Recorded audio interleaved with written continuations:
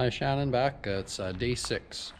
So had a day off yesterday, which was kind of nice, but today I'm back at it. So hopefully going to get a framing inspection today, but until they call me back or show up, a few little things I can do. I still haven't finished this closing in all this end of the gables on the front and the back.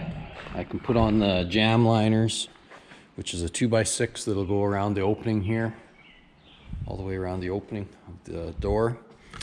Run around and just kind of double check that everything got enough nails in the proper positions, including headers and that sort of thing. You can see here nailing of this double 2x6 header. Looks good, but I just need to run around and check a few more things like that out to be sure it's completely ready if my framing inspection happens today. So anyways, a few little things to do, and we'll see where we get to at the end of the day. Okay, end of the day today.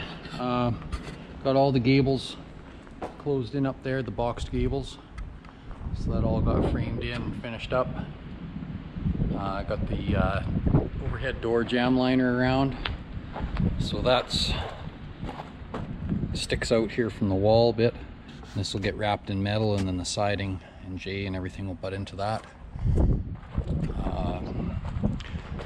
Just a lot of little things today, little bits of blocking here and there, some blocking up in these corners so that there's backing there for the OSB that's going to go on the ceiling.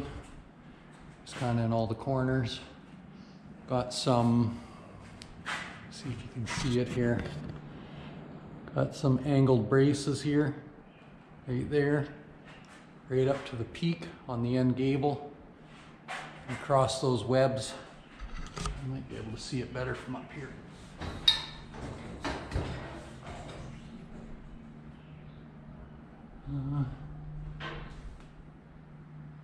So it goes up to the peak and then across those angled webs, back on an angle, just to give some rigidity to the structure. Not that it was actually flopping around or nothing, but just gives it a little bit extra strength. So yeah, that's about it.